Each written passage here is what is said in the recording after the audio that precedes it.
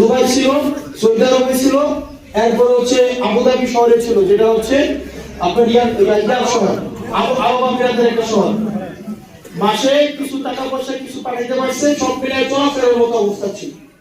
আমার কর্ম, আপনাদের প্রত্যেকের মোবাইল আছে না? মোবাইলে সার্চ করলে দেখতে পাবেন, আমার চাইলে পকেটে টাকা থেকে নিজেই দিতে পারবেন।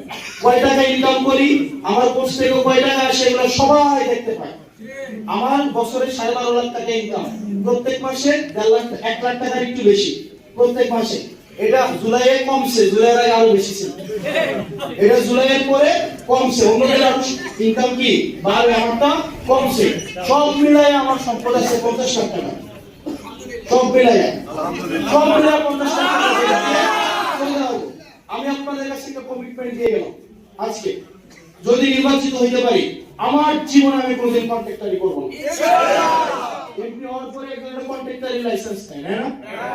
আমি যে এমপি হওয়ার পরে যে একটা গাড়ি কিনে নাও, যে ট্যাক্স ফ্রি গাড়ি, একটা দুইটা কিনতে পারে জনগণের টাকায় হারামিগুলা, এই ট্যাক্স ফ্রি গাড়ি হাত দিয়েও ছুঁয়ে দেখবো না।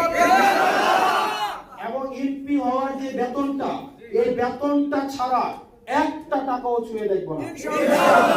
এবার আপনারা অন্য ক্যান্ডিডেটদের হলফনামাগুলো দেখবেন, কার ব্যাংক লোন আছে,